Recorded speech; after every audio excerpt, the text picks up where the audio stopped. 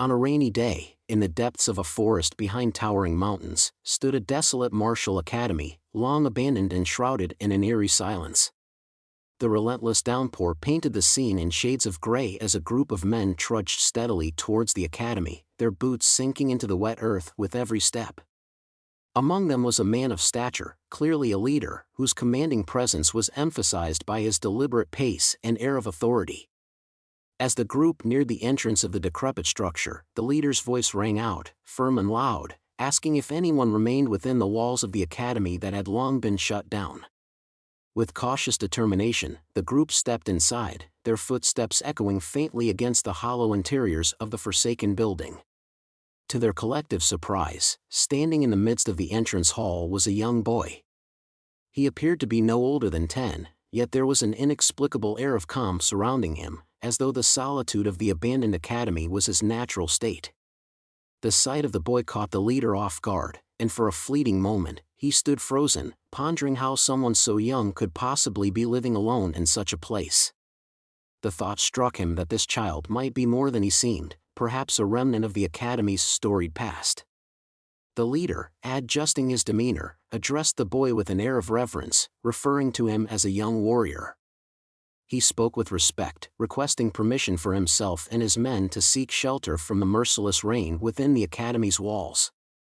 The boy, however, was taken aback by this unexpected politeness. His mind swirled with confusion, struggling to comprehend why these strangers, fully grown and seemingly of considerable importance, would regard him with such deference. As the boy's thoughts raced, he considered the possibility that the men might have mistaken him for a young Taoist or perhaps a guardian of the abandoned academy. While the idea seemed absurd, he couldn't dismiss it entirely, especially as he observed the men bowing their heads before him in a show of deep respect. This act of humility from the strangers left the boy further perplexed but also curious. Despite his initial reservations, he began to feel that the men standing before him bore no ill intentions. Their respectful gestures and polite demeanor suggested they were not a threat, and the boy found himself hesitating, unsure of how to respond to their request. The heavy rain continued to drum against the roof of the academy, as if urging the boy to make his decision. The little boy, after a moment of consideration, returned the men's greeting with equal politeness. In a composed tone, he informed them that he too had taken up residence in the abandoned academy a few years ago, having found it to be a suitable refuge. He went on to assure the men that they were free to stay wherever they wished within the confines of the academy.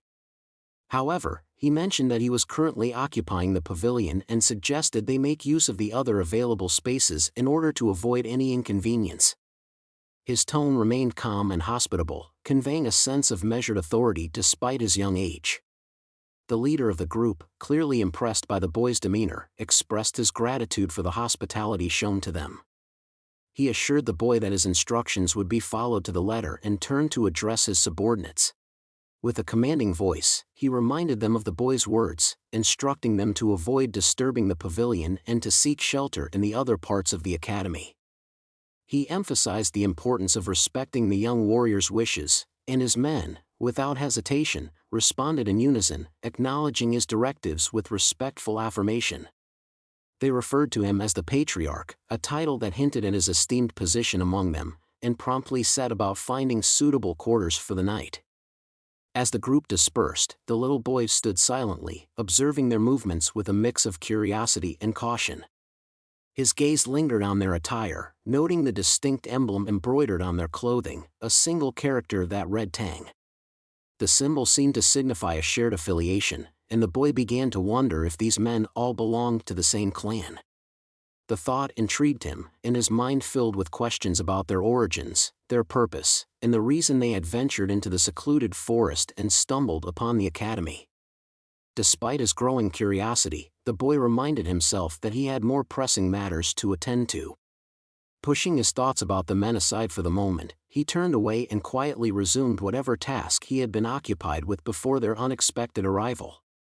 The rhythmic sound of rain continued to echo through the empty halls of the academy, blending seamlessly with the faint murmurs of the visitors as they settled into their chosen shelters, while the boy's mind remained partially preoccupied with the mystery of their arrival.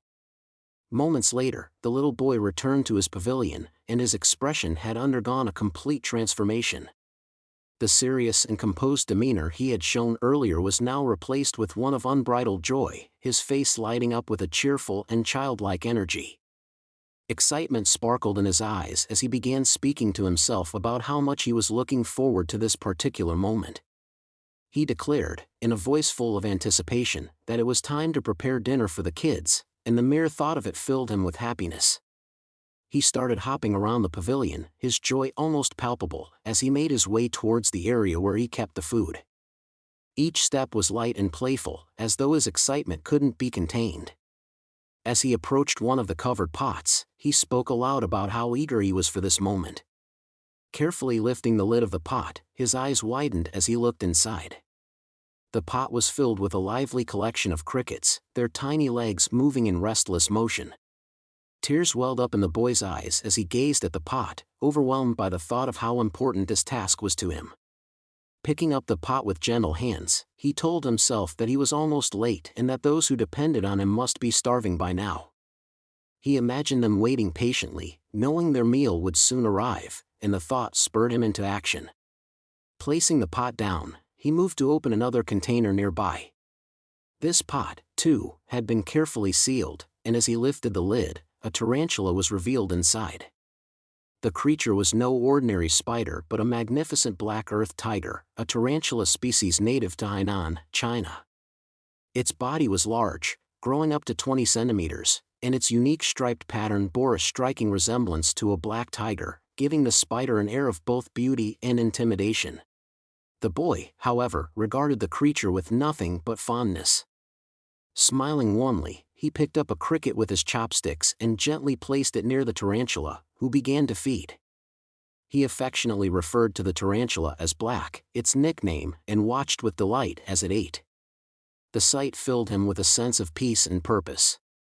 As he continued feeding his beloved pet, he spoke softly to himself, reflecting on how much the presence of his companions had meant to him. He thought about the lonely days spent in the desolate academy and realized that without the animals he was raising, he might not have been able to endure his solitude. The thought brought a tender smile to his face, and he resolved to care for his companions as lovingly as they had unknowingly cared for him. As the tarantula began devouring the cricket, its movements were swift and almost predatory, displaying a viciousness that was both mesmerizing and unsettling. The little boy, observing this spectacle, couldn't help but give a menacing smile, his expression revealing an unsettling satisfaction at the sight. He thought to himself how pleased he was with the reaction the tarantula was giving, marveling at its primal instincts. The boy reflected on how much the tarantula had grown, recalling how it had once been no larger than a fingernail when he first acquired it. Now, after shedding its shell twice, it had matured into an imposing creature, its size and strength a testament to its evolution. Pride filled the boy as he admitted to himself how delighted he was with the results of his care and dedication. Shifting his gaze away from the tarantula, the boy turned his attention to another corner of the room. He decided that now that Black had been fed, it was time to tend to his next pet. With purposeful steps, he approached one of the drawers nestled against the wall. Opening it carefully, he revealed a gecko resting inside. This was no ordinary gecko but a bewangling cave gecko, a species known for its unique appearance and native to the region. Its body was adorned with striking stripes that ran along its tail and torso, giving it a distinctive and elegant look. Reaching for the pot of crickets once again, the boy selected another cricket with his chopsticks, his expression growing even more intense as he prepared to feed the gecko. There was something almost manic about the way his eyes glimmered with excitement, and his broad grin gave him an unsettling aura. In that moment, his demeanor bordered on something obsessive, almost as if he were a fanatic savoring every second of this ritual. He thought to himself how adorable the gecko looked, marveling at its unique characteristics. The striped patterns on its body fascinated him, and he silently celebrated the fact that this beautiful creature was now under his care. As he fed the gecko, the boy began reminiscing about his past. He thought about how, in his previous life, he had been unable to afford such exotic pets, his financial constraints a constant barrier to his desires. Now, however, his circumstances had changed dramatically. He felt a deep sense of gratitude for his current situation, knowing that if he ventured outside, he could find and collect more of these creatures with ease. The thought brought him immense joy, and he smiled widely as he reflected on how far he had come. Happily feeding the gecko, he spoke to it in a tone filled with affection and satisfaction, admitting to himself that these moments were what he truly lived for. Watching his pets thrive under his care gave him a sense of fulfillment that nothing else could replicate. The boy's grin widened as he felt an almost overwhelming happiness, convinced that his life now revolved around the sheer pleasure of nurturing and observing these creatures that had become his companions. The rain continued to pour outside, but within the quiet confines of the pavilion, the boy found his own sanctuary, surrounded by the living symbols of his efforts and his joy. As the little boy continued feeding the gecko, an unexpected event unfolded. The gecko, perhaps mistaking the boy's hand for food or acting on instinct, suddenly bit him. The sharp pinch of the bite sent a jolt of pain through the boy's hand, and he let out a sharp scream, startled by the sudden attack from one of his beloved pets. Clutching his hand, he grimaced in pain, staring at the small marks left by the gecko's tiny teeth. For a brief moment, his cheerful demeanor faltered, replaced by a mix of shock and frustration at the unexpected betrayal. However, to fully understand the boy's story and the peculiar life he now leads, it is essential to delve into his origins and the life he left behind. The boy, as he had once admitted to himself, had a previous existence, one that had taken place on Earth. In that life, he was not a mysterious child residing in an abandoned martial academy but an ordinary human with an extraordinary passion.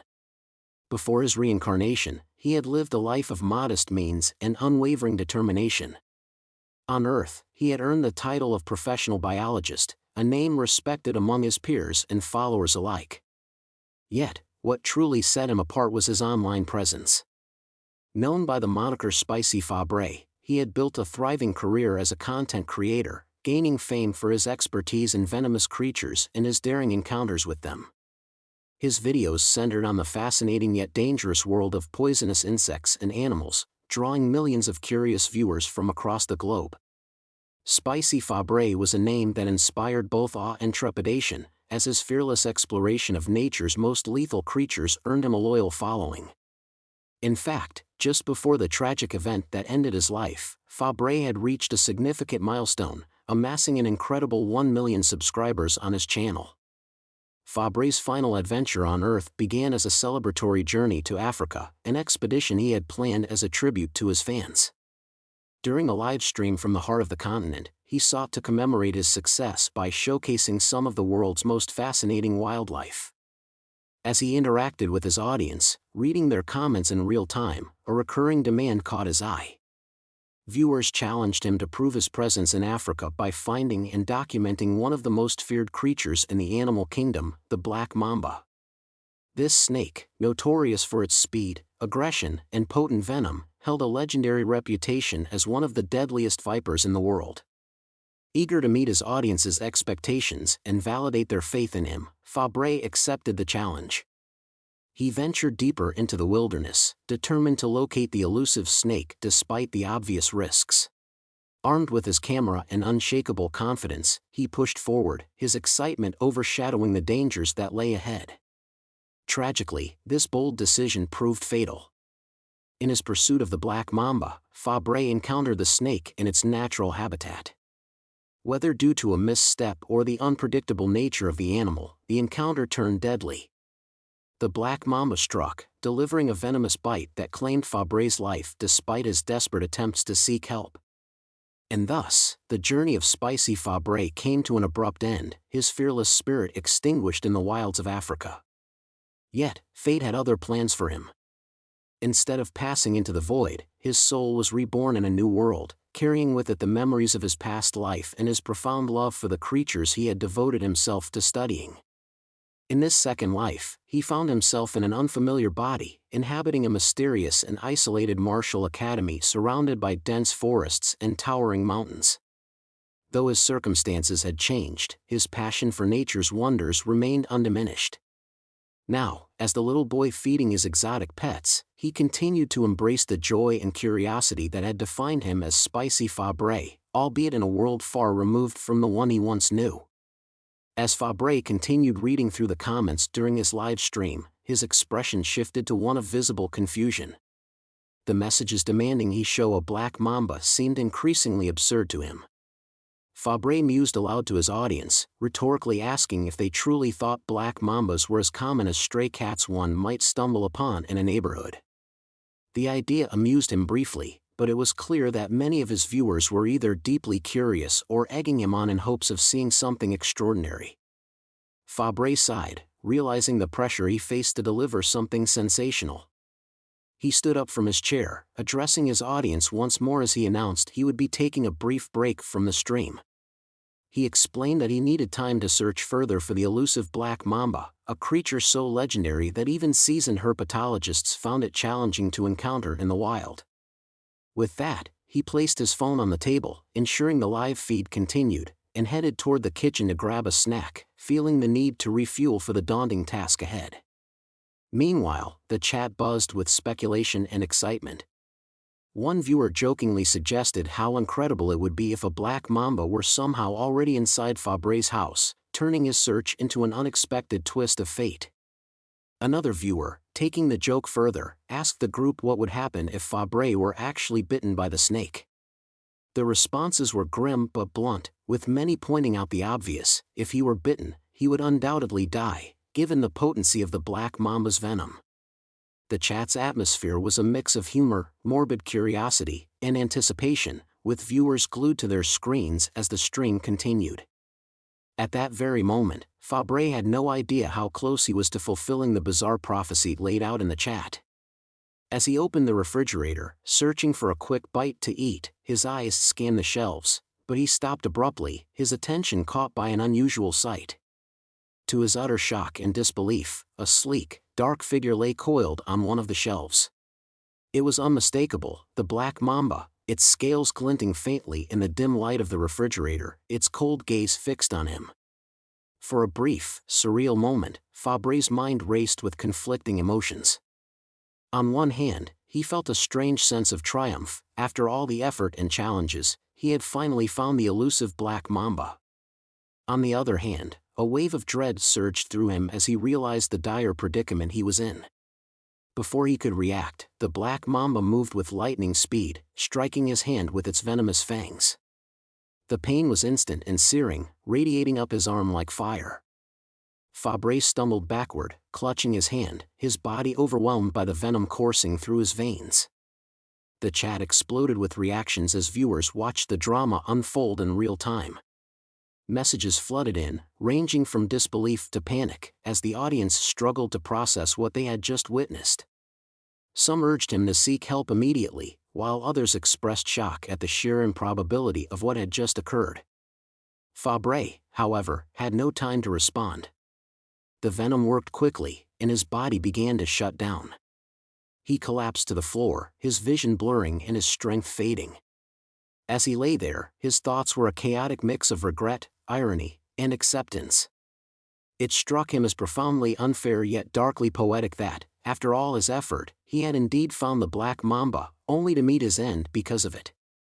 Within minutes, his breathing ceased, and Fabre's lifeless body remained on the floor, illuminated by the soft glow of the refrigerator light. The chat, still active, bore witness to his final moments, the viewers stunned into silence or frantically typing in disbelief.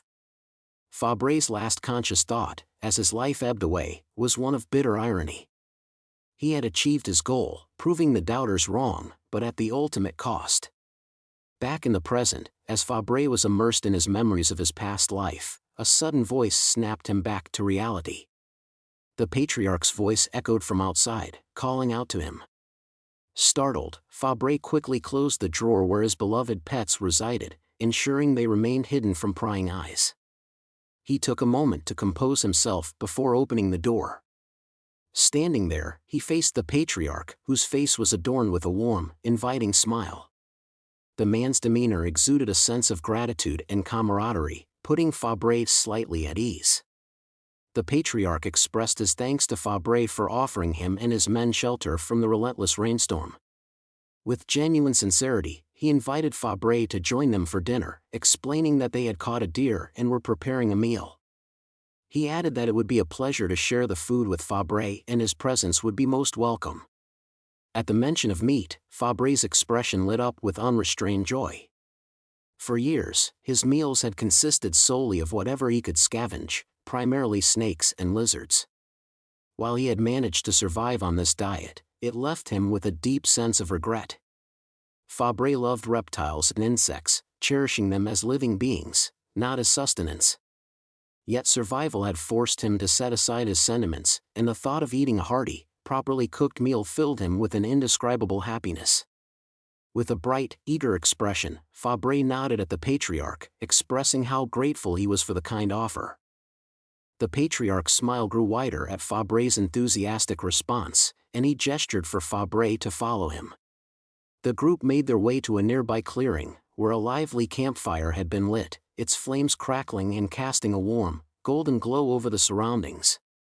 Around the fire, the men busily tended to the meal. The deer meat, skewered on makeshift spits, was roasting over the open flames, its juices sizzling as the fat dripped into the fire below. The aroma was intoxicating, a rich, savory scent that filled the air and awakened a deep hunger in Fabre. His eyes widened in awe at the sight of the perfectly browned meat, glistening as it cooked, and his mouth began to water uncontrollably. It had been far too long since he had experienced such a tantalizing and flavorful meal, and the anticipation stirred an excitement within him that he had almost forgotten. The patriarch and his men worked with practiced efficiency, seasoning and turning the meat to ensure it was cooked to perfection. Fabre couldn't help but feel entranced by the scene. The warm firelight danced across their faces, creating an atmosphere of camaraderie and comfort that felt foreign but welcoming to him. As the rich, smoky scent of the deer meat enveloped him, Fabre found himself lost in the moment, his hunger and excitement overtaking all other thoughts. This simple gesture of sharing a meal held more meaning for Fabre than anyone present could have realized. The patriarch, noticing the way Fabre's mouth was watering and his gaze was fixed longingly on the roasting meat, chuckled softly. He decided to interrupt Fabre's entranced state and gently informed him that the meat would still take some time to cook. In the meantime, he suggested they use the opportunity to have a conversation, asking if Fabre would be willing to answer a few questions. Embarrassed by the realization that he had been openly staring at the food for too long, Fabre quickly snapped out of his trance. He made an effort to compose himself, shifting his focus away from the tantalizing aroma of the deer meat, and told the patriarch that he was free to ask whatever he wanted. The patriarch began by asking Fabre if he lived alone in the expansive Hainan mountain range and, if so, how old he was. Fabre hesitated for a moment, carefully considering how to respond. He then explained that he might be 14 or 15 years old but admitted he was not entirely certain of his exact age. The patriarch's expression shifted to one of confusion, clearly puzzled by Fabre's inability to state his own age. Observing this reaction, Fabre quickly realized he needed to offer an explanation that would sound plausible. Thinking on his feet, he told the patriarch that as a child, he had suffered a head injury that caused him to lose many of his memories, including details about his age and early life. Hearing this, the patriarch's face softened with sympathy. The thought of a young boy enduring such a tragic event moved him deeply, and he expressed his condolences for the hardship Fabre had faced in his past. Fabre, however, merely smiled awkwardly in response, unsure how to handle the sudden wave of compassion directed toward him. He found himself caught between feeling flustered and relieved that his explanation had been accepted without further scrutiny. The patriarch, still curious, pressed on with his questions, asking Fabre if he had truly been living alone in the abandoned academy all this time. Fabre nodded and explained that he had indeed been residing there by himself. He added that, lacking any notable talents or means of support, he had resorted to catching snakes in the nearby forests and mountains. Selling their skins had become his primary source of livelihood, enabling him to scrape by and survive in the remote wilderness. As Fabre spoke, his tone was steady, but a hint of melancholy lingered beneath his words. The patriarch listened intently, his expression reflecting both admiration and sorrow. It was clear to him that the boy had endured a great deal to sustain himself in such a harsh environment. Despite this, Fabre maintained a calm and composed demeanor, though internally, he couldn't help but feel a mixture of relief and unease. He hoped his answers were convincing enough to keep further questions at bay while silently willing the deer meat to finish cooking so he could move on from the awkward situation. The patriarch, after hearing Fabre's explanation, shook his head slightly and told him that living off the dangerous task of catching snakes to make a living was a risky way of life. He expressed concern over the hazards Fabre faced daily. Fabre, however, responded calmly, saying that he had grown used to this way of life, and for him, it was manageable. His tone was nonchalant, as though the peril of handling snakes was as ordinary as any other chore. Just as their conversation lingered, one of the patriarch's men approached them. This man, who was revealed to be the patriarch's father, carried a portion of freshly cooked deer meat in his hands. He informed them that the meat was ready and suggested that Fabre, as their guest, should eat first. Fabre's eyes lit up with excitement, and his face practically beamed with joy at the sight of the steaming meat. The patriarch's father, observing Fabre's eager expression, chuckled warmly and remarked that Fabre must have been truly hungry. Fabre took the offered meat with both hands, expressing his gratitude to the patriarch's father for his generosity. He added that it had been an incredibly long time since he had eaten real meat, and the thought of tasting it again filled him with a deep sense of anticipation. Without hesitation, Fabre sank his teeth into the tender meat, savoring every juicy bite. A wave of sheer delight spread across his face as he chewed, and his thoughts overflowed with happiness. This, Fabre thought to himself, was what true bliss felt like. The patriarch and his father exchanged smiles, visibly pleased to see the boy enjoying the food so much. It was clear that Fabre's joy was infectious, lightening the mood around the campfire. For a brief moment, the warmth of camaraderie seemed to envelop them, and the harsh wilderness felt just a little less lonely. As Fabre continued to eat, the patriarch broke the momentary silence, his tone shifting to a more serious one. He asked Fabre if he could spare a moment to listen while he continued eating. Fabre nodded, signaling his willingness to hear whatever the patriarch wanted to say. The patriarch's expression changed, becoming more focused and intense. He explained that he and his men were searching for something important, something that had brought them to the remote mountain range.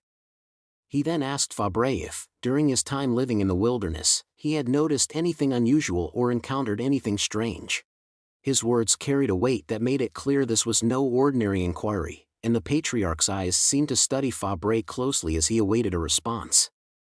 Fabre, upon hearing the patriarch's question, found himself growing curious about the so-called strange thing they were referring to.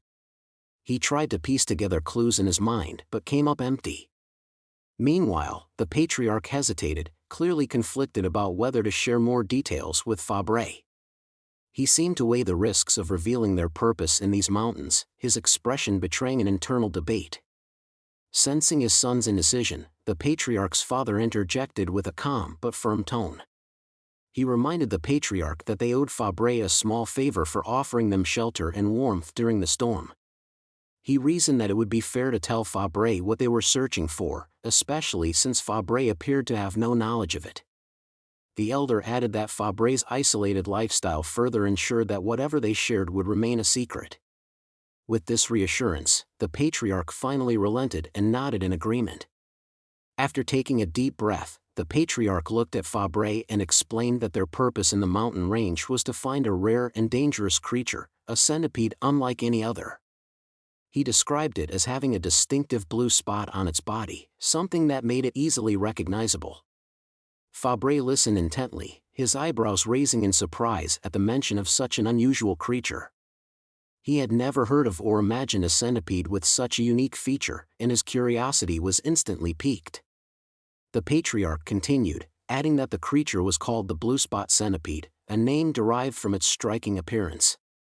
He also mentioned that the centipede wasn't just unique in its appearance but was also extraordinarily large. This detail made Fabre even more intrigued. Unable to contain his curiosity, Fabre asked the patriarch just how big this centipede was, expecting perhaps an exaggerated story. The patriarch's response, however, left Fabre stunned. he explained that a fully grown blue spot centipede was enormous, easily capable of swallowing a person of Fabre's size whole. The gravity of that statement made Fabre pause, his mind struggling to comprehend such a monstrous creature. The idea of a centipede large enough to devour a human seemed like something out of a fantastical nightmare. Fabre's astonishment only grew as he reflected on what he had just heard. Up until this moment, he had believed he had simply reincarnated into a world that mirrored Earth from centuries ago. Yet, the existence of such a massive and otherworldly creature shattered that assumption. Doubts began to creep into his mind, and Fabre wondered if this world wasn't Earth at all but an entirely different planet. This revelation left him with a mixture of awe and apprehension, as he realized just how much more there was to learn about his strange new reality. The patriarch, noticing the look of concern on Fabre's face, quickly apologized, realizing that his earlier words might have frightened the young boy. However, the patriarch's father, ever the calm presence, intervened with a reassuring smile and told Fabre not to worry. He explained that they had come to these mountains specifically to capture the blue spot centipede, and there was no danger in what they were doing. Fabre, still processing the information, asked them with genuine curiosity if they were planning to raise the centipede once they captured it. To his surprise, both the patriarch and his father laughed at Fabre's question. The patriarch's father chuckled heartily and remarked that the idea of raising such a dangerous creature was indeed an interesting one, but it was far from their intention. They both found humor in the idea, calling it funny and light-hearted, which helped to ease the tension that had built up in the conversation. Fabre, despite feeling a bit embarrassed, smiled sheepishly at their response. After a moment, the patriarch's father cleared up the misunderstanding, explaining that they weren't planning to raise the centipede for any domestic purpose. Instead, he explained that the centipede was sought for a far more serious reason. They needed it not for companionship or exotic display, but for its medicinal properties.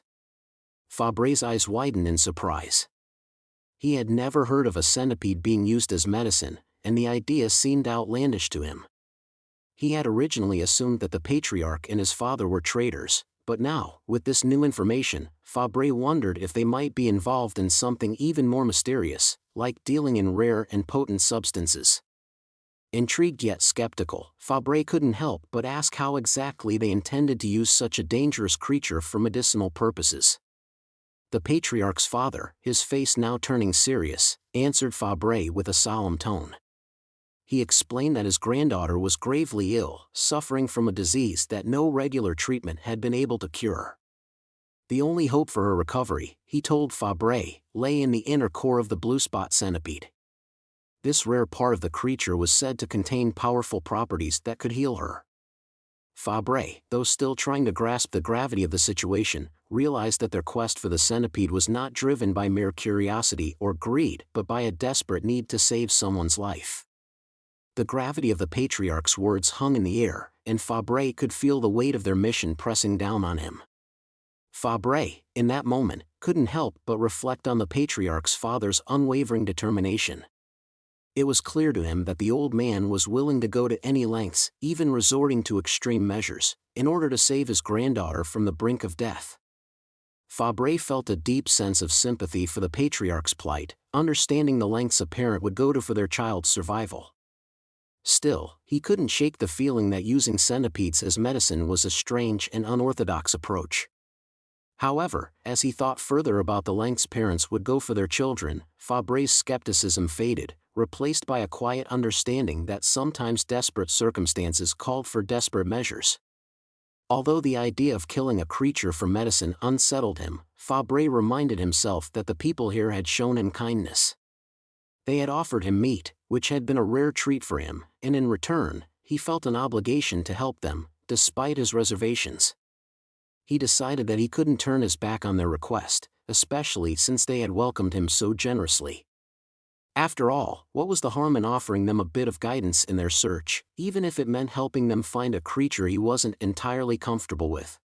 Fabre then spoke up, breaking the silence with a carefully chosen set of words. Before he could finish, however, the patriarch suddenly cut him off, his eyes searching Fabre's face with intensity. he asked if Fabre had seen the blue spot centipede, his tone filled with hope. Fabre paused for a moment, considering how to answer. He didn't want to disappoint the patriarch, but the truth was that he hadn't seen the elusive centipede himself. The patriarch's face fell with visible disappointment at this response, but Fabre quickly added, reassuring him that while he hadn't seen it personally, he might know where to find it. As he spoke, Fabre couldn't suppress a menacing smile, a glint of confidence shining in his eyes. In his mind, Fabre knew that even though he had perished from a snake bite in his previous life, he was more knowledgeable than most when it came to poisonous creatures. In fact, he was practically a walking encyclopedia of dangerous animals.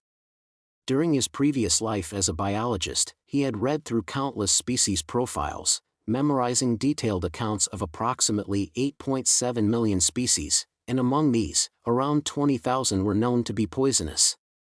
Fabre had each of these species firmly entrenched in his mind, and the blue spot centipede was no exception. He had studied them extensively, and he knew exactly where they could be found. With this confidence, Fabre thought to himself that when it came to poisonous animals, there was no one better suited than him to guide others. Spicy Fabre, as he had been known in his past life, had an unparalleled understanding of the toxic creatures that roamed the earth. He now carried this vast knowledge with him into his new life, and he was ready to use it to help these people, no matter how dangerous the task might be. The thought of being able to offer this knowledge to the patriarch and his men filled Fabre with a sense of purpose, and he was ready to act on it, knowing that this was the moment when his past expertise could truly make a difference. Fabre, in that moment, delved deeply into the vast reservoir of knowledge stored within his mind, sifting through every piece of information he had accumulated over the years. After a period of intense contemplation, during which he meticulously examined each relevant detail, he finally arrived at the answer he had been seeking. With a sense of clarity, Fabre turned to the two figures standing beside him and calmly informed them that he might have a clue about the location of the elusive giant centipede.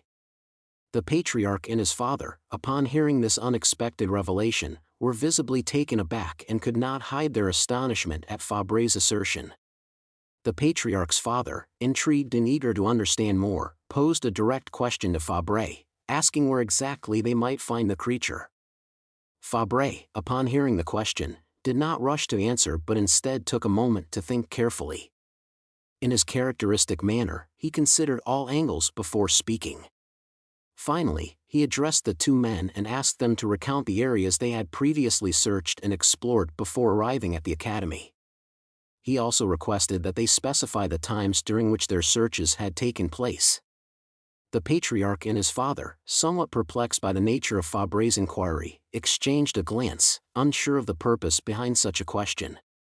The patriarch, however, chose to respond and explain that they had focused their search efforts on the northern and eastern regions during the daytime. Additionally, he mentioned that a significant portion of their attention had been directed toward the riverside in the north.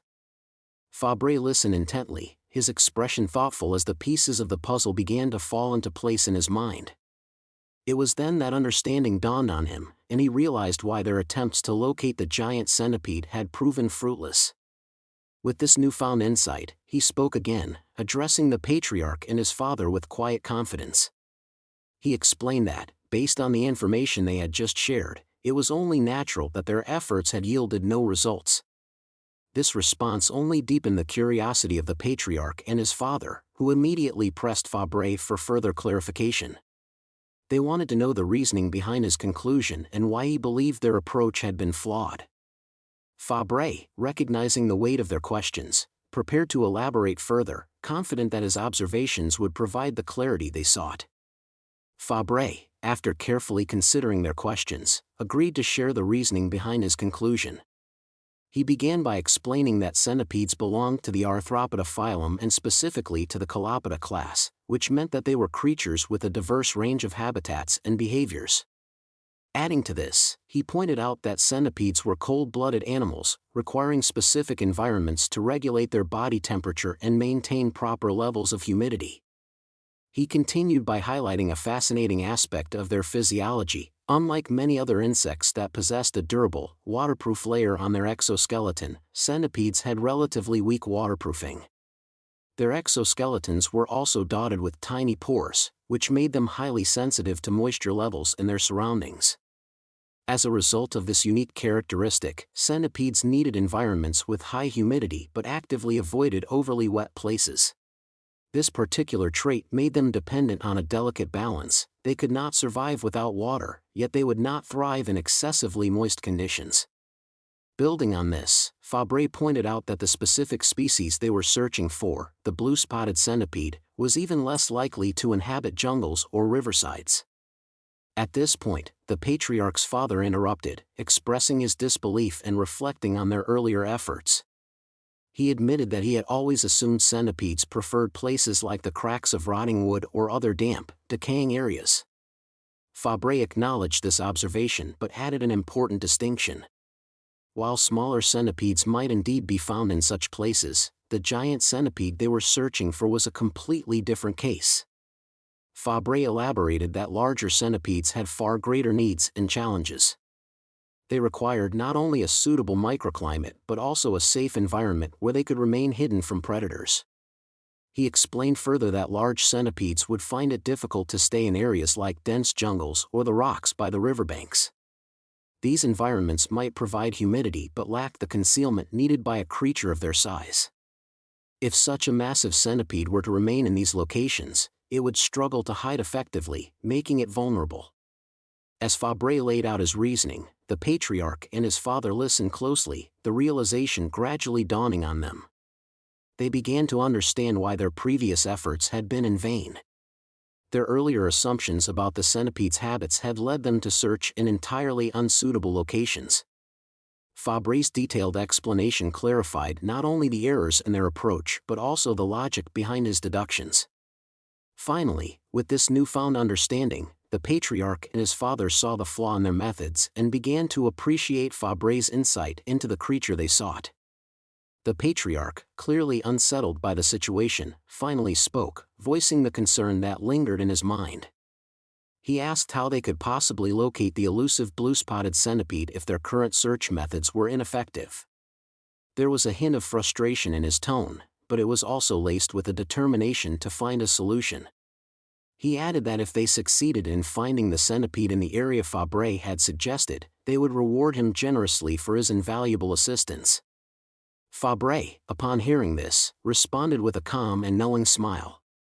It was evident that he had confidence in his deductions. Without hesitation, he raised his hand and pointed toward the western horizon. He stated that their best chance of finding the blue-spotted centipede would be in that direction. Fabre explained that the Rocky Mountains to the west were an ideal habitat for such a creature. He further elaborated that centipedes, being cold-blooded, often sought shelter under warm rocks during the daytime to regulate their body temperature. As nocturnal creatures, they were most active during the night, leaving their hiding spots to roam and hunt. With Fabre's guidance, the patriarch, his father, and the rest of the search party set off toward the west, making their way to the rocky terrain he had described. The journey was not an easy one, as the rugged landscape made progress slow and arduous, but they pressed on, spurred by the hope that Fabre's insights would lead them to success. Eventually, they arrived at the Rocky Mountains, their surroundings dominated by jagged stone formations and crevices that seemed to stretch endlessly. The search party began combing through the area, examining the terrain for any signs of the massive centipede. The patriarch, standing atop an elevated ridge, scanned the surrounding landscape from his vantage point, his eyes searching for anything that might reveal the creature's hiding place. As he stood there, deep in thought, he couldn't help but question whether they were on the right track.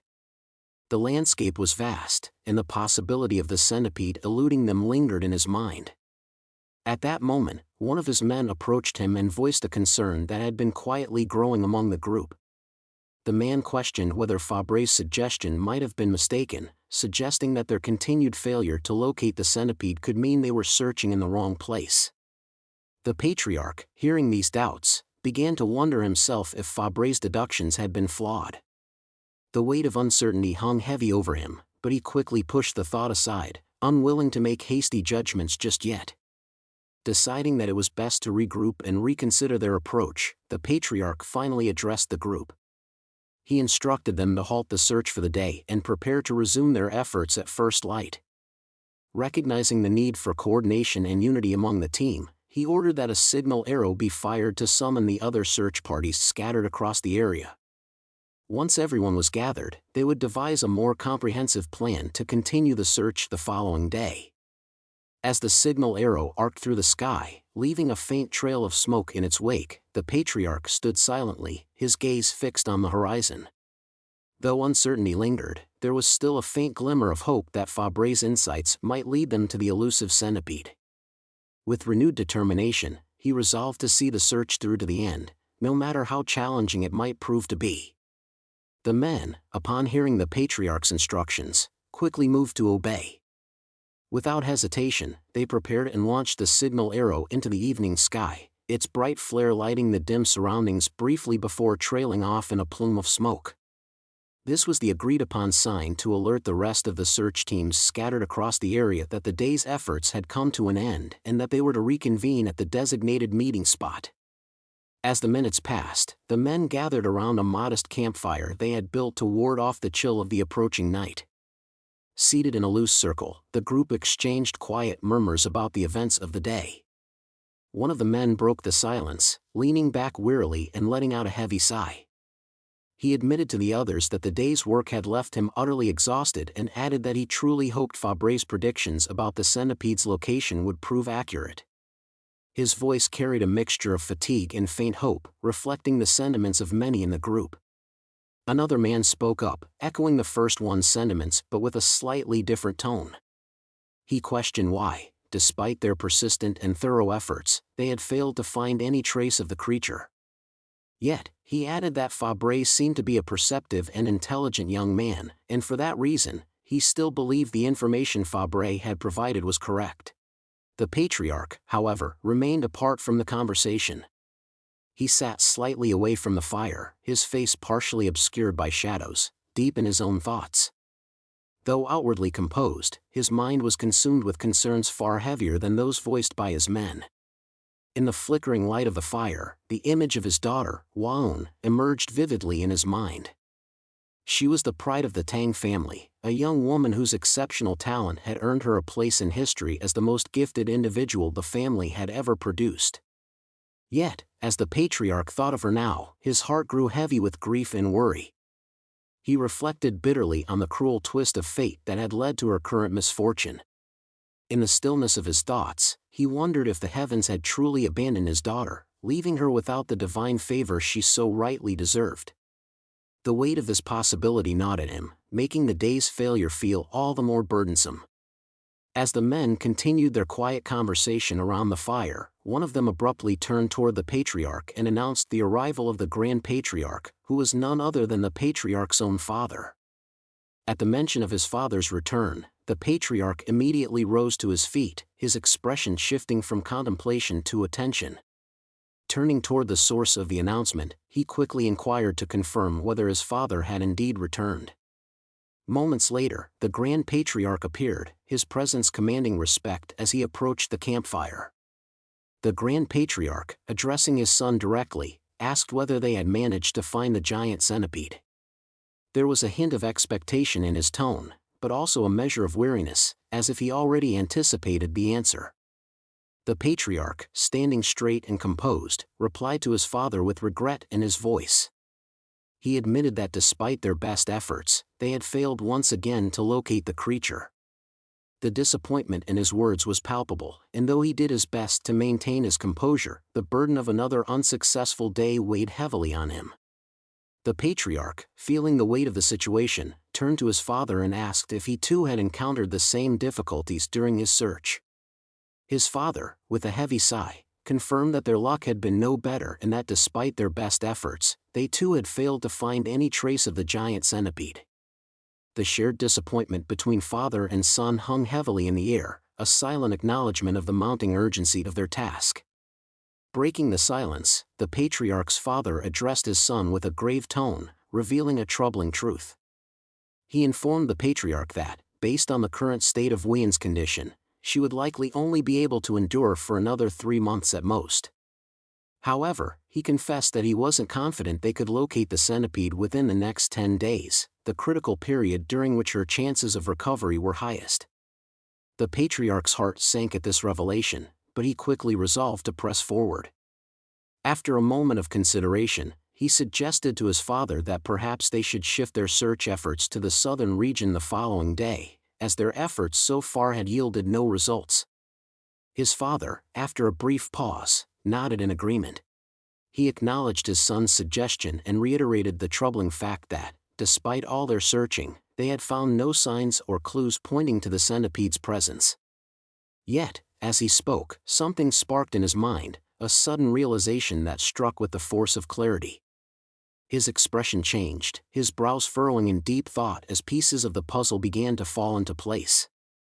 In that moment, it was as though a veil had been lifted, and the patriarch's father finally understood what they had been missing.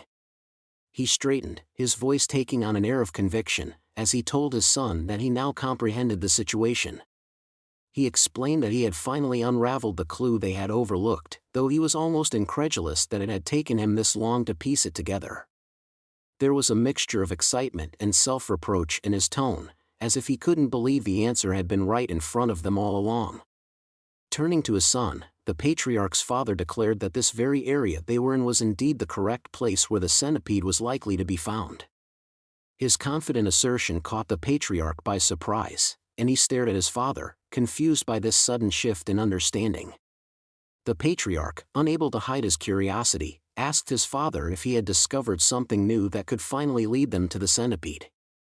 His voice carried a glimmer of hope, tinged with the anxiety of their pressing deadline, as he waited for his father to explain the breakthrough that might hold the key to saving Waun.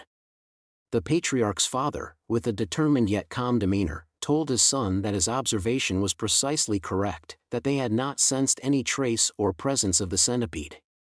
However, he added that this absence itself was the critical clue they needed to locate the creature. The patriarch, still grappling with confusion, furrowed his brows as he tried to comprehend his father's words. Sensing his son's puzzlement, the father smiled knowingly and explained further. He said that it was precisely because there were no traces, no signs of activity, that he was now certain the centipede was in this very area. The patriarch's father then posed a question to his son, asking him to reflect on their efforts over the past 3 days. Had they come across even a single trace of the centipede while scouring the Rocky Mountains? The patriarch thought back and replied with certainty that they had found absolutely nothing, not an animal dropping, not a scratch on the rocks, not even the territorial markings that were typical of creatures inhabiting such rugged terrain. As the patriarch uttered these words, a realization dawned on him. It was like a sudden spark of clarity in his mind, illuminating what they had missed all along. He turned to his father and asked if his suspicions were correct, his voice tinged with both astonishment and urgency. The patriarch's father nodded, his expression affirming his son's realization. With conviction, he spoke aloud the thought that had become clear to them both. He pointed out that it made no sense for a range as vast and rugged as these mountains to show no signs of animal life. Such a complete absence of traces was unnatural, and there could only be one explanation. The creatures that should have roamed these mountains had either fled the area in fear or had been consumed, falling prey to the very centipede they sought. Placing his hands firmly on his son's shoulders, the patriarch's father met his son's gaze and declared with certainty that the blue centipede was here, hiding somewhere in the shadows of the mountains. He added that this discovery was a pivotal breakthrough, a step that brought them closer to saving Waun from the clutches of death. His voice carried both urgency and resolve, as though he could already see the light of hope breaking through their despair. The patriarch, hearing his father's words and understanding the gravity of what they had uncovered, felt a wave of relief wash over him. His earlier anxiety was replaced by cautious optimism, and for the first time in days, he allowed himself to feel hope. If they were right, and the centipede truly was in this area, then the end of their grueling search was finally within reach. He could already envision the moment they would succeed in capturing the creature and how it would give them the means to save his beloved daughter. Gratitude and determination filled his heart as he resolved to see this mission through, knowing that every step they took now was a step closer to saving Waun's life. As the patriarch stood there, feeling a profound sense of relief that they were finally one step closer to saving his daughter, the ground beneath them suddenly began to tremble violently. The shaking was intense and unexpected, catching everyone off guard. Confusion swept through the group as they struggled to maintain their footing. The men exchanged bewildered glances, their minds racing to understand what could be causing such a seismic disturbance. The patriarch's heart pounded in his chest, his earlier relief now replaced by growing anxiety. While they were still attempting to process what was happening, the ground heaved once more, and suddenly, a thunderous explosion erupted just a short distance from where they stood. The force of the blast sent debris flying in all directions, with jagged rocks and chunks of earth pelting the surrounding area. The patriarch shielded his face instinctively, his mind racing with questions. His father, standing nearby, was equally perplexed, his expression a mixture of astonishment and alarm. Both men tried to comprehend the source of the sudden chaos, their eyes scanning the dust-filled air. As the debris settled and visibility returned, something extraordinary began to emerge. From beneath the earth, a slender, crimson leg, elongated and unnervingly sharp, pierced through the surface. The appendage moved with deliberate precision, sending a chill down the spines of all who witnessed it. The men, frozen in a mixture of awe and dread, watched as more of the creature came into view. Finally, it revealed itself in its full terrifying glory. There it was, the fabled blue-spotted centipede, its massive body slithering up from the depths of the rocky terrain. Its size was monstrous, far larger than any of them had anticipated. The creature's segmented body glistened in the dim light, its vibrant blue spots contrasting sharply with its dark, menacing form. Its many legs moved in eerie synchrony, each one striking the ground with a sound that resonated like thunder. Meanwhile, back at the academy, Fabre lay sprawled on his bed, staring lazily at the ceiling. His thoughts were far from tranquil as he contemplated the events unfolding in the mountains. With a smirk on his face, he muttered to himself, speculating on the commotion outside. The tremors and explosions had reached even his distant location, and Fabre couldn't help but marvel at the sheer magnitude of the chaos. He chuckled softly, remarking on how noisy things had become and wondering aloud just how enormous the blue-spotted centipede could be to cause such a disturbance. Fabre's mind raced with excitement as he imagined the scene. He had instructed the search party to focus on the western mountains, but he never anticipated they would create such an uproar. In his mind's eye, he pictured the men turning the entire mountain range upside down in their fervent search. The thought of their frantic efforts only amused him further, and a playful grin spread across his face. Leaning back on his pillow, Fabre allowed his imagination to wander. He mused about the possibility of the centipede being so massive that it could swallow him whole. The mere idea sent a thrill through him, and his grin widened. He whispered to himself about how much he wished he could see the creature in person, his heart pounding with excitement at the thought. The very notion of standing before such a colossal being stirred a mix of fear and exhilaration within him, and he couldn't help but laugh. To him, the unfolding chaos in the mountains was not just a climactic hunt, it was an adventure he yearned to witness firsthand. After an arduous and intense battle that tested the limits of their endurance and resolve, the Tang clan finally emerged victorious. The enormous blue-spotted centipede, a creature of myth and terror, had been defeated.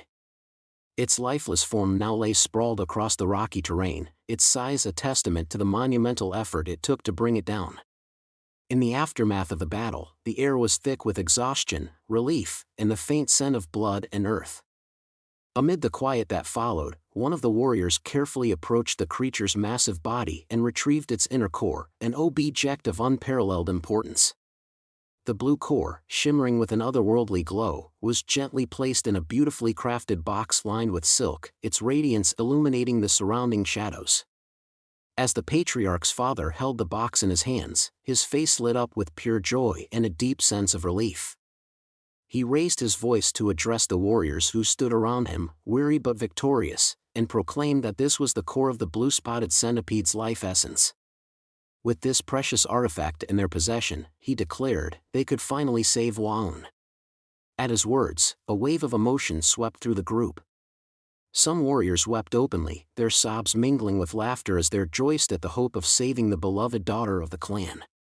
Others stood silently, their eyes glistening with tears as the weight of their success settled upon them. The patriarch's father, too, was overcome with emotion, his hands trembling slightly as he held the box that symbolized both their victory and Wian's salvation. The patriarch, however, remained composed amidst the celebration. His eyes, though filled with gratitude, reflected a sense of resolve. He stepped forward, placing a steadying hand on his father's shoulder, and spoke firmly. He suggested that his father should take the uninjured warriors and return to Sichuan immediately, ensuring the corps would reach its destination without delay. His father, surprised by the sudden proposal, looked at him in confusion. The patriarch's father asked for clarification, wanting to understand why his son was urging him to leave so soon. The patriarch, his expression unwavering, began to explain. He spoke with a calm intensity, telling his father that grudges were etched in their blood while favors were carved in stone. He emphasized that while they must always honor their gratitude and commitments, they could never forget the debts of vengeance that demanded retribution. His words were heavy with meaning, each syllable carrying the weight of duty and the unyielding resolve of the Tang clan. As the patriarch continued, he revealed that there was still unfinished business that required their immediate attention. Though the core was now secure, there was another matter of great importance, one that could not be ignored. At that moment, his father's eyes widened as understanding dawned upon him.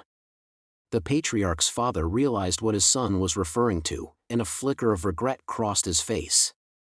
He admitted that in his singular focus on Wian's plight, he had nearly overlooked something critical. Taking a deep breath, the patriarch's father nodded solemnly, acknowledging his son's wisdom. He agreed that they could not allow their personal victory to overshadow the broader responsibilities that lay ahead. Though his heart ached to see Wang saved as quickly as possible, he knew that his son was right. Their clan's honor and legacy demanded that they address every aspect of their obligations, ensuring that no stone was left unturned in the fulfillment of their duty. The patriarch's father, after hearing his son's words, nodded in agreement, acknowledging the wisdom in the suggestion. He remarked that it was only fitting to honor the young warrior Fabre as a guest of their clan and to fulfill any request he might have, given the invaluable role he had played in guiding them to the blue-spotted centipede. His contributions had been instrumental, and the clan owed him a significant debt of gratitude. The patriarch then informed his father that he had already instructed the injured warriors to seek immediate treatment in the village to recover from their wounds. In the meantime, he planned to personally visit Fabre. He added that the young warrior might be curious to hear the outcome of their encounter with the centipede and to learn about the trials they had faced during the hunt.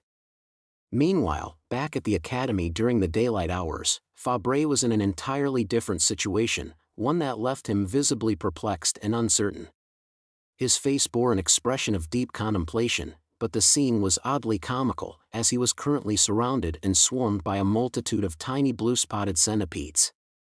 These small creatures clung to him, crawling over his arms, shoulders, and even his face. Their presence was both peculiar and overwhelming, and Fabre seemed caught between amusement and bewilderment. As he sat in his room, Fabre muttered to himself, pondering the bizarre predicament he found himself in. The night before, something extraordinary and entirely unexpected had occurred. Fabre had somehow become the adoptive father of these baby blue-spotted centipedes. Now, as they wriggled and squirmed across him with apparent affection, he was left wondering how such a strange turn of events had come to pass. He leaned back in his chair, gently brushing a few of the centipedes from his face, their tiny legs tickling his skin as they clung stubbornly to him. Fabre considered his options, debating whether to view the situation as a blessing or a burden. These creatures, though harmless in their current form, represented a responsibility he had never anticipated. Their loyalty to him was undeniable, and their curious behavior suggested they saw him as their protector. Yet, the thought of caring for them brought its own set of challenges, and he was unsure how to proceed. Fabre sighed deeply, feeling a mix of frustration and humor at the absurdity of it all. He gazed at the small centipedes, their tiny, glowing blue spots reflecting the sunlight streaming into his room, and wondered aloud how he was supposed to handle this peculiar new role thrust upon him. Despite the strangeness of the situation, a small smile crept onto his face. There was something endearing about these little creatures and their unwavering attachment to him, and for a brief moment, Fabre found himself laughing softly at the unexpected turn his life had taken. Fabre carefully considered his situation, his mind racing with thoughts about what had transpired over the past several hours. As he reflected on the events, he recalled how, upon returning home late last night, he had managed to acquire the eggs of the blue-spotted centipede. He had been both cautious and excited as he transported them back, eager to examine them more closely. Once he had arrived at his home, he had meticulously cleaned the eggs before placing them on his nightstand, intending to observe them later. However, when he awoke the next morning, he was startled to discover that all of the eggs had already hatched. The tiny creatures had emerged much sooner than he had anticipated, catching him completely off guard. At that moment, Fabre admitted to himself that he had harbored some doubts about whether the eggs would hatch successfully. He had certainly not expected them to do so with such remarkable speed. Now, as he looked at the newly hatched baby centipedes that clung to his shoulders, he felt a strange mix of amazement and unease. The tiny creatures seemed to have no intention of leaving him alone, swarming over him as if he were their natural habitat. Feeling overwhelmed, he spoke to them in a quiet, almost pleading tone, telling them that they needed to give him some space. Yet, despite his words, they remained firmly attached to him, seemingly unbothered by his concerns. As he observed their behavior, another realization struck him. The baby centipedes appeared to have imprinted on him, mistaking him for their parent. This explained why they refused to detach themselves from him, clinging to his body with unwavering attachment. It was a troublesome situation, one he had not anticipated when he first took the eggs. No matter how much he tried to shake them off or create distance, they simply would not leave him. They had chosen him as their guardian, and now he was stuck with them. Just a few hours earlier, during the late hours of the night, Fabre had been brimming with excitement. His mind had been consumed by thoughts of discovering a new type of centipede, one unlike anything he had encountered before. This was no ordinary species, it was rumored to be a monstrous creature, one so large that it could easily swallow a person whole. The mere thought of such a formidable insect thrilled him rather than frightened him, for he was no stranger to seeking out dangerous creatures. While exploring the mountains, Fabre had firmly reminded himself that he would never live up to his title of Spicy Fabre if he simply remained within the confines of the academy. True adventure lay beyond those walls, in the wild places where mysterious creatures roamed. He had no intention of staying behind while others ventured out to make discoveries. Driven by this resolve, he had pressed forward through the rugged terrain, undeterred by the risks. Eventually, after tireless searching, he had finally stumbled upon what he had been looking for, the hidden lair of the blue-spotted centipede. At that moment, standing within the dark recesses of its hideout, he had felt a rush of exhilaration. It had been a triumphant moment, the culmination of his relentless pursuit. However, as he now sat with baby centipedes crawling all over him, he couldn't help but wonder if he had truly thought everything through. What had once seemed like an exciting venture had quickly turned into an unforeseen predicament, one that left him both fascinated and slightly troubled by what lay ahead. Deep within the cave where the blue-spotted centipede resided, Fabre found himself growing increasingly frustrated. His patience was wearing thin as he navigated through the dimly lit cavern, his every step met with obstacles he had not anticipated. At that moment, his irritation reached its peak as he caught sight of a massive cricket blocking his path. The insect was unnervingly large, its body nearly the size of a human's fist. Annoyed by its presence, Fabre lashed out, kicking the cricket with force. However, the creature was surprisingly resilient, refusing to go down easily. As he continued his struggle, he gritted his teeth in frustration, realizing that even an ordinary cricket in this place was a formidable opponent. After what felt like an exhausting battle, Fabre finally managed to kill the oversized insect. It had not been an easy feat, and he had struggled far more than he had expected. Panting from exertion, he wiped the sweat from his forehead, his body tense from the fight. Just as he was about to catch his breath, his gaze fell upon the small bag slung over his shoulder, and for a brief moment, his heart skipped a beat. Hastily, he checked its contents, his fingers trembling slightly as he unfastened the clasp. To his immense relief, the 3 eggs he had taken from the centipede's nest were still safe and unharmed. The sight of them filled him with an overwhelming sense of joy, and his frustration from the battle quickly melted away. Exhaling deeply, he allowed himself a rare moment of peace, reassured that his precious findings had not been damaged. As he stood there, he reflected on how fortunate it was that the heavy rainfall had ceased just in time for him to complete his task. Had the rain continued, he might have failed to retrieve even a single egg, and all his efforts would have been wasted. The thought of returning empty-handed after coming this far was something he did not even want to consider. Just as he was beginning to revel in his small victory, he suddenly snapped back to reality. This was not the time to be standing around celebrating, he thought to himself. There was still much to do, and he could not afford to be careless. The eggs needed to be cleaned immediately before anything happened to them, as even the slightest exposure to dirt or contaminants could pose a risk. With a renewed sense of urgency, he tightened his grip on the bag, his determination reigniting as he reminded himself of his responsibility. Carefully securing the eggs once more, he began making his way out of the cave. As he walked, he found himself glancing at the eggs with a mixture of affection and protectiveness. Speaking softly, almost as if the tiny creatures inside could hear him, he reassured them that they only needed to wait a little longer. Soon, he would make sure they were properly taken care of. A bath awaited them, and he would ensure that they were kept in the best condition possible. With that thought in mind, he quickened his pace, eager to return and fulfill the promise he had silently made to his newfound treasures. Back in the present, Fabre found himself deep in thought, reflecting on his recent adventure in the cave. While he was somewhat disappointed that he had not been able to catch a glimpse of a living adult blue-spotted centipede, he reassured himself that his expedition had not been in vain. The fact that he had successfully retrieved and safeguarded the remaining eggs was still a significant achievement. However, despite his satisfaction in securing the eggs, another pressing issue was beginning to wear down his patience.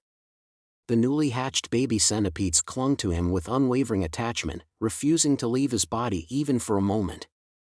Their tiny legs crawled incessantly across his skin, their clingy nature testing the limits of his tolerance. Growing increasingly annoyed by their persistence, he attempted to shake them off, voicing his frustration aloud as he pleaded with them to give him some space. Yet, no matter how much he tried to pry them away, they remained stubbornly latched onto him, their grip unyielding. As he struggled to free himself from their grasp, he took a moment to analyze the situation. It was fortunate, he thought, that he did not have to worry about feeding them for now. Newly hatched centipedes would not require sustenance until they had molted at least twice, which meant he was spared the trouble of searching for food to sustain them. However, while that aspect was convenient, their relentless clinging was proving to be more of a nuisance than he had anticipated. They were treating him as if he were their parent, refusing to let go, and despite his efforts, he could not seem to shake them off. As he mulled over his predicament, an idea suddenly struck him. A mischievous glint appeared in his eyes as he realized that there might be a simple way to rid himself of his unwanted passengers. If he were to submerge himself in water, there was a strong possibility that the baby centipedes would instinctively detach themselves and fall off on their own. The more he thought about it, the more appealing the idea became. A slow, menacing smile spread across his face as he came to a decision, and he directed his gaze toward the tiny creatures still clinging to him. With an unsettling sense of amusement, he informed them that it was now time for them to take a bath, his tone laced with an almost sinister playfulness. The baby centipedes, despite being simple creatures, seemed to sense the ominous intent behind his words. Their tiny bodies trembled as they looked up at him, instinctively recoiling as if they could predict what was about to happen. Seeing their reaction only fueled his amusement further. With his plan now set in motion, he wasted no time in making his way toward the nearest body of water, eager to see if his strategy would work. Whether or not the baby centipedes liked it, they were about to experience their very first bath, and Fabre was more than ready to reclaim his personal space. Moments later, the patriarch, his arm wrapped in blood-stained bandages, arrived back at the academy, his expression tense with urgency. The pain from his injury was secondary to the matter at hand, and without wasting another moment, he raised his voice and called out for Fabre. His voice echoed through the courtyard as he stood outside the pavilion where Fabre resided, his eyes scanning the dimly lit windows for any sign of movement. However, despite his repeated calls, there was no response. The silence unsettled him, and he found himself shifting uncomfortably as he weighed his next course of action. Standing before the closed door, he hesitated. It would be discourteous to enter another person's home without permission, especially someone like Fabre, who was known for his eccentric habits. Yet, the urgency of the situation gnawed at him. His injury needed immediate attention, and Fabre, strange as he was, might possess the knowledge or resources necessary to help. After a brief internal struggle, he made up his mind. If Fabre was not answering, then he would simply step inside and announce his presence. With that thought, he reached for the door, pushing it open carefully before stepping into the room. As he entered, the patriarch took a moment to glance around, his sharp eyes surveying the space. The air inside was heavy with the scent of dried herbs and medicinal concoctions, a mixture of earthy and bitter aromas that clung to the walls. The room itself was cluttered but organized in its own way, with shelves lined with jars, stacks of parchment filled with notes, and various tools typically used by healers or alchemists.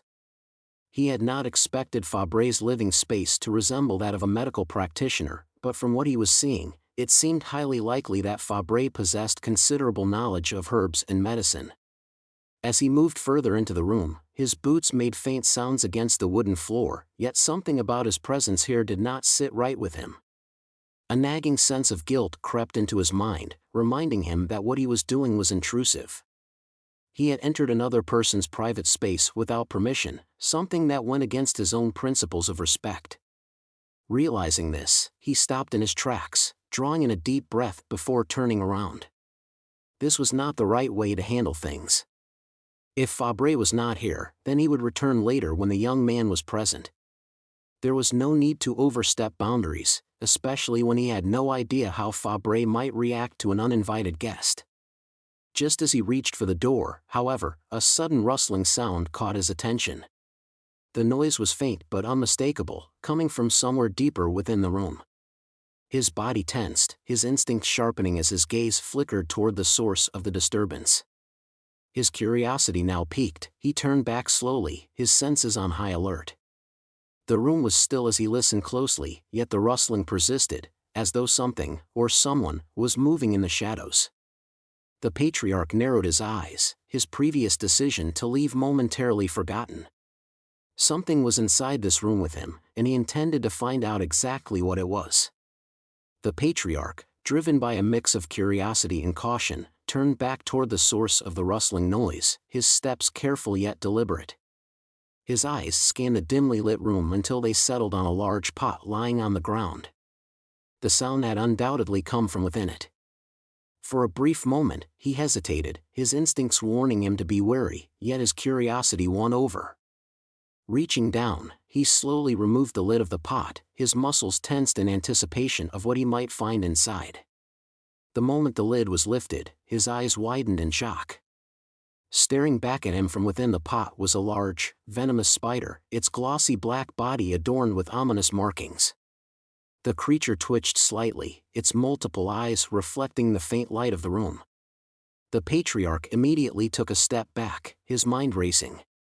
He had expected something unusual, but he had not anticipated this. Was Fabre keeping such dangerous creatures inside his home? And if so, for what purpose? His curiosity now fully piqued, he decided to investigate further. If Fabre had a venomous spider stored so casually, then there was a strong possibility that there were more such creatures hidden throughout the room. His gaze shifted toward a nearby wooden cabinet, and without a second thought, he pulled open one of its drawers. The sight that greeted him was just as astonishing as the first. Nestled inside the drawer was a gecko, its vibrant skin glistening under the faint glow of the lanterns. The creature appeared well-fed and completely at ease in its confined space, further solidifying the idea that Fabre was deliberately raising these creatures. The patriarch's intrigue deepened. His hands moved swiftly, opening one container after another, and with each one he examined, his astonishment grew. Countless other creatures were being housed within these carefully arranged containers: poisonous snakes, scorpions, centipedes, and various insects, each one stored with evident care. It was as though Fabre had created a personal sanctuary for venomous and exotic creatures, breeding and nurturing them in ways that seemed both methodical and intentional. As he took in the overwhelming sight before him, the patriarch found himself struggling to believe what he was witnessing. Even within his own Tang clan, a family renowned for their deep understanding of poisons and toxic creatures, such a collection was unheard of. Their methods primarily focused on extracting and utilizing venom for medicinal or combative purposes, yet they had never once succeeded in cultivating the creatures themselves in such an efficient manner. The fact that Fabre had seemingly managed to not only collect but also sustain and possibly breed these creatures was something beyond the patriarch's comprehension. A sudden realization struck him, sending a thrill through his veins. At first, he had merely thought of Fabre as a fortunate encounter, someone who had been able to save his daughter's life through sheer coincidence. However, standing here now, surrounded by the evidence of Fabre's expertise, he began to understand the truth. The real stroke of luck was not just the healing that Fabre had provided, it was Fabre himself. The young warrior was far more than he had initially appeared to be, and the patriarch could not contain the excitement that surged through him at this revelation. If Fabre's knowledge extended beyond what he had already seen, then the possibilities were endless. The elder, his mind still reeling from the astonishing discovery, quickly stepped out of the room, his expression unreadable as he processed what he had just seen. The implications of Fabre's work were staggering, but there was no time to dwell on them now. He had other pressing matters to attend to. Moments later, as he was making his way through the academy grounds, Fabre finally returned. Noticing the elder's presence, he called out to him, his voice filled with curiosity and a hint of confusion. He had not expected to see the patriarch back at the academy so soon, and the urgency in the elder's demeanor immediately set off alarms in his mind. The patriarch turned to face him and offered a brief greeting, his eyes scanning Fabre as if assessing something beyond the surface. However, before he could say anything further, Fabre's gaze landed on the elder's injured arm, his brow furrowing with concern. Without hesitation, he asked what had happened, his voice carrying a tone of genuine worry. The injury looked fresh, and considering the patriarch's strength and status, it was unusual for him to return in such a state. The elder, however, dismissed Fabre's concerns with a shake of his head, stating that there was nothing to worry about. He assured Fabre that his injury was insignificant compared to the more pressing matter at hand.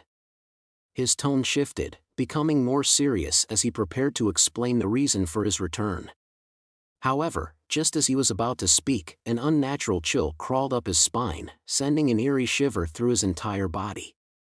His instincts flared, warning him that something was terribly wrong.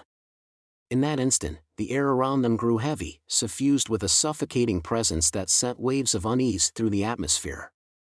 The patriarch's sharp gaze flickered forward, locking onto a figure approaching them from the distance. His breath caught as he immediately recognized the source of the ominous aura. A man, his presence dripping with malevolence, advanced toward them with slow, deliberate steps.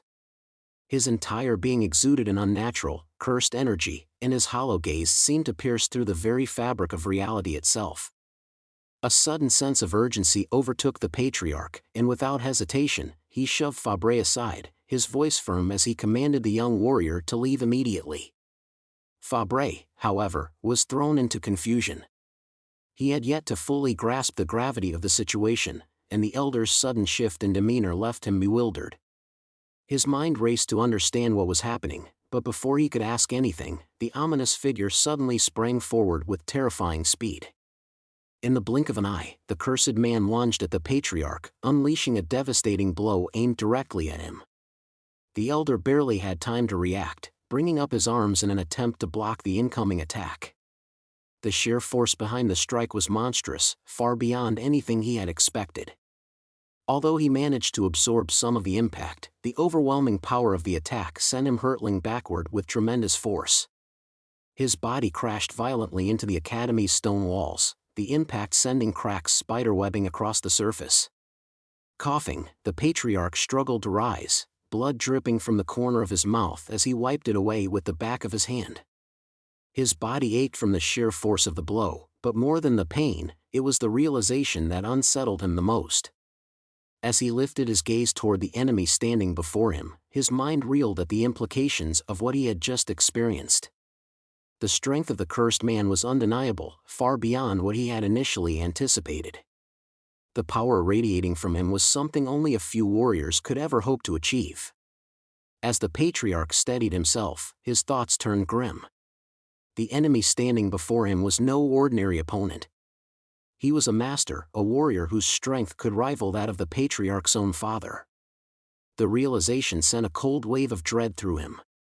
This battle would not be easy, and if he was not careful, it could very well be his last. The patriarch, his voice laced with urgency and desperation, called out to Fabre once more, his words carrying a desperate plea for the young warrior to flee. However, it was already too late. Fabre was no longer standing on the ground but was instead suspended high in the air, his body lifted effortlessly by the ominous figure before them. The cursed man's powerful grip was wrapped tightly around Fabre's throat, cutting off his air supply and leaving him struggling to breathe. His legs kicked weakly in the air as he grasped at the man's ironclad grip, his face contorted in pain and desperation. The man holding him, however, showed no mercy. Instead, he let out a deep, menacing laugh that sent shivers down the patriarch's spine. His amusement at Fabre's suffering was evident in the way his eyes gleamed with sadistic delight. The sinister aura surrounding him seemed to grow heavier with each passing moment, as if feeding off the fear and tension in the air. Then, with an air of arrogance, he finally spoke. His voice was laced with mockery as he revealed that he had already heard rumors of the Tang clan's presence in Hainan. However, what truly intrigued him was not their mere arrival but the fact that the son of the legendary myriad poison divine sovereign had been left vulnerable, injured, and alone. Hearing those words, the patriarch's expression darkened, his mind racing as he processed the implications of what had just been said. Despite the overwhelming pressure of the situation, he forced himself to push aside his fear and focus on understanding the enemy's intentions. Stepping forward, his voice steady but firm, the patriarch demanded to know why the man was targeting Fabre instead of himself. If this was some sort of vendetta, then he should be the one to bear the brunt of the man's wrath, not the young warrior who had nothing to do with the past. But instead of answering directly, the sinister man let out another loud, mocking laugh, his amusement growing even further. The sound echoed through the academy walls, sending chills down the spines of those who could hear it. Then, with a twisted smirk, he challenged the patriarch to take a closer look at him, at his scarred face and the deep crimson hue of his fists. He sneered as he asked if the patriarch could truly not recognize him, as if daring him to recall the sins of the past. At that moment, the truth finally dawned upon the patriarch, a cold realization sinking into his bones. His breath caught in his throat as memories from long ago surfaced in his mind like fragments of a nightmare. The name the man uttered next only served to confirm his worst fears. He was none other than the infamous bloodhand Rakshasa, Tak Anyang. The patriarch's eyes widened in shock. He had thought this man was long dead, a victim of his own past misdeeds. His mind instantly raced back to that fateful day when Tak Anyang had been struck down by the deadly poison palm, the attack hitting him square in the head. The force of the blow had sent him tumbling off a cliff, his body disappearing into the abyss below. The entire Tang clan had assumed that no man could have survived such a fall, let alone one who had been struck with such a lethal technique. It had been a certainty, an unshakable truth that no one had ever questioned. And yet, here he was, standing before them once more. A ghost of the past, returned from the depths of oblivion, his body bearing the marks of his suffering, his existence now a testament to the hatred and vengeance that had kept him alive. The patriarch's heart pounded in his chest as he realized the gravity of their situation. If Tak Anyang had survived against all odds, then his thirst for revenge would be unquenchable. And right now, Fabre was the one in his grasp, caught in the crossfire of an old and deadly grudge. The patriarch, despite the pain coursing through his injured body, forced himself to rise from where he had fallen. His breath was heavy, his vision slightly blurred, but his determination remained unshaken. Gritting his teeth, he stepped forward, his gaze locking onto Anyang with unwavering resolve. He knew that Fabre had nothing to do with the conflict between their clans, and he could not allow an innocent bystander to suffer for sins that were not his own. His voice rang out with conviction as he demanded that Anyang release Fabre immediately, emphasizing that the young warrior had no involvement in their past feud. In that moment, the patriarch made an offer, a desperate gamble to save Fabre's life. He told Anyang that if he let Fabre go, he would surrender himself without resistance.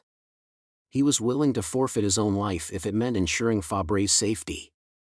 His words carried the weight of sincerity, but even before he had finished speaking, a menacing chuckle escaped Anyang's lips, quickly escalating into a full-fledged, mocking laughter.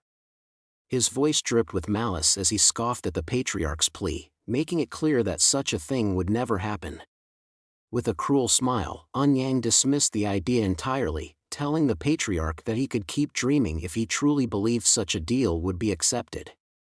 His eyes burned with hatred as he declared that he had no intention of sparing anyone associated with the Tang clan. Even those who merely brushed past the clan's helm or robes would not be shown mercy. His vendetta ran far deeper than a simple grudge. It was an all-consuming desire for vengeance, one that had festered and grown in the darkness for years.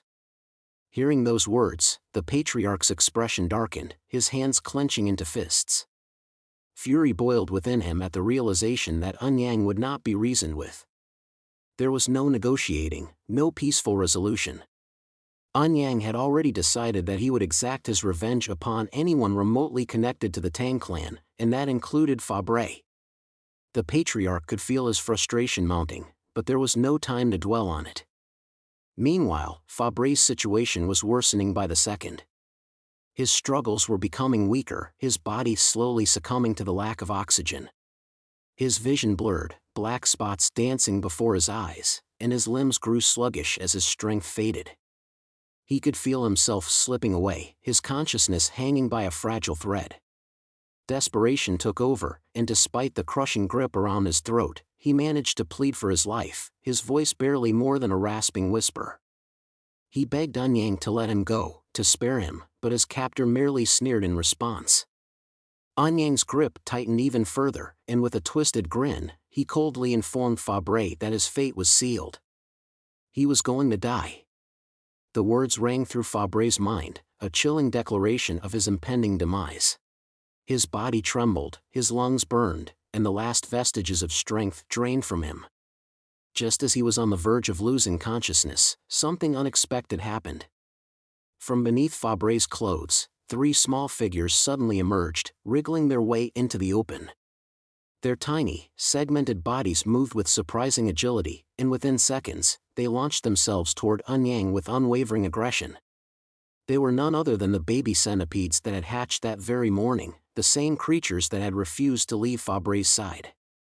Now, sensing their caretaker in danger, they acted purely on instinct, latching onto Anyang with their tiny but sharp mandibles and biting into his skin with relentless ferocity. For a brief moment, Anyang was taken aback, his expression shifting to one of confusion. He had not expected such an interruption, especially from something so insignificant.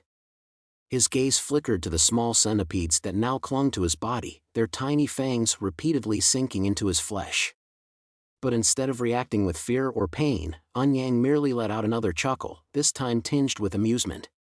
He glanced down at the creatures and scoffed, his voice filled with condescension as he stated that no matter how many centipedes there were, they would never be able to harm him.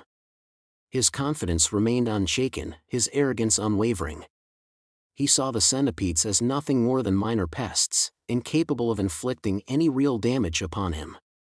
However, what he failed to realize was that these were no ordinary creatures. Fabre had raised them, and they carried something far more dangerous than mere fangs. The air around them began to shift, an invisible force stirring in the atmosphere, and unbeknownst to Anyang, a deadly surprise awaited him.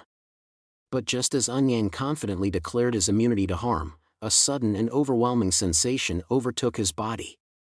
His arrogant smirk faltered as his limbs stiffened, and an inexplicable pain surged through his veins. A deep, agonizing groan escaped his lips, his entire form convulsing uncontrollably. His skin rapidly turned a sickly shade, dark veins surfacing across his flesh as his body succumbed to an invisible force beyond his understanding. Within mere seconds, an intense pressure built up inside him, and before he could even attempt to fight against it, his mouth gushed with thick, dark blood. The crimson liquid splattered onto the ground beneath him, staining the cold stone with the evidence of his demise. His vision blurred, and his once mighty form trembled violently before finally giving out. His legs buckled, and with one final stagger, he collapsed onto the ground with a heavy thud. His body twitched slightly, his eyes wide with disbelief, but it was too late. Tak Anyang, the fearsome bloodhand Rakshasa, was dead. The mighty warrior who had sought revenge with unwavering malice had fallen, not by the blade of a skilled fighter, but by the venomous bite of mere newborn centipedes. Fabre, still gasping for air after being released from Anyang's deadly grasp, could only stare at the lifeless body before him. His breathing was erratic, his hands shaking as the reality of the situation dawned upon him. A wave of panic surged through him. He had not expected this outcome at all. His mind raced with thoughts of what had just transpired, and for a brief moment, he was at a complete loss. His heart pounded violently in his chest as he struggled to process the fact that the enemy who had nearly taken his life had died so abruptly. On the other hand, the patriarch, though still visibly exhausted and injured, observed the scene with a completely different reaction. His expression, which had been tense and filled with worry, slowly transformed into one of immense satisfaction. His lips curled into a wide grin, his eyes gleaming with newfound realization. In that moment, he recognized that Fabre was no ordinary individual. This young man, who had seemed like a mere guest or passerby in their affairs, was now someone of immeasurable value. The patriarch could already envision the future unfolding before him. Fabre, whether he realized it or not, had demonstrated an extraordinary connection to venomous creatures, an affinity that was nearly unparalleled. It was no longer a question of whether Fabre would remain an outsider. The patriarch had already decided that he would not allow Fabre to be anything less than a member of the Tang Clan. He would ensure that this young warrior became one of them, no matter what it took. Days passed following the chaotic events of Tak Anyang's sudden demise. The atmosphere had settled, but the wounds from the battle still lingered. Inside a quiet room, Fabre could be seen tending to the patriarch, who remained bedridden due to the severe injuries he had sustained during his fight with Anyang. Though weakened, the patriarch managed to speak in a soft, low voice, his gratitude evident as he thanked Fabre for looking after him. His appreciation was genuine, but Fabre, instead of accepting the gratitude, immediately brought up a pressing concern. Rather than dwelling on formalities, Fabre expressed his desire to locate the patriarch's companions. He reasoned that they would likely be worried about the patriarch's condition, and it would be best to inform them of his current state. However, as soon as the words left his mouth, a new thought struck him. His brows furrowed slightly, and he hesitated for a brief moment before reconsidering his plan. He realized that leaving the patriarch alone in such a fragile condition was not a good idea, but at the same time, he was also aware that he had no means of calling a doctor for help. Caught in this dilemma, Fabre found himself at a loss once again. His mind wrestled with conflicting decisions. Should he go and find the patriarch's allies, or should he stay and continue tending to the injured man? The weight of the situation pressed down on him, leaving him momentarily uncertain about the best course of action. His responsibility to the patriarch clashed with his concern for the missing companions, and for the first time in a while, Fabre felt unsure of what to do next. The patriarch, despite his injuries, spoke up in a firm yet reassuring voice and told Fabre that there was no need for concern. He explained that he would recover in just a few days with proper rest and assured Fabre that his condition was not as severe as it seemed. Fabre, upon hearing such a statement, found himself slightly taken aback. He was impressed by the patriarch's ability to remain composed, especially considering that only moments ago, the man had been coughing up an alarming amount of blood. The drastic change in his demeanor was surprising, but Fabre knew better than to blindly accept those words. With a look of concern still etched on his face, Fabre spoke up again, expressing his disbelief and telling the patriarch that he should not be so dismissive of his condition. He insisted that the injuries the patriarch had sustained were far from minor and that he needed to take them seriously. However, the patriarch remained steadfast in his stance, once again reiterating that he was completely fine and that Fabre had no reason to worry about him. He then added with a slight smirk that as a martial artist, he was used to enduring wounds like these, and such injuries were nothing compared to the battles he had experienced in the past. Fabre, upon hearing this, was visibly surprised.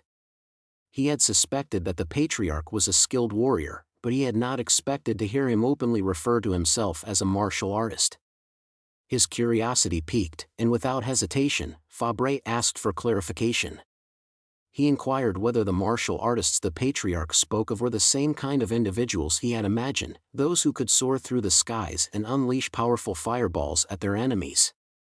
His mind filled with images of legendary figures wielding supernatural abilities, and for a moment, his excitement grew at the possibility of such warriors existing. The patriarch, upon hearing Fabre's enthusiastic yet somewhat exaggerated depiction of martial artists, let out a soft chuckle. A gentle smile formed on his lips as he turned his gaze toward Fabre, his expression filled with amusement. He explained that while not all martial artists possessed such extraordinary abilities, Fabre was not entirely wrong in his description. There were indeed those who had trained to the point where they could perform seemingly miraculous feats, but that was not the sole defining trait of a martial artist.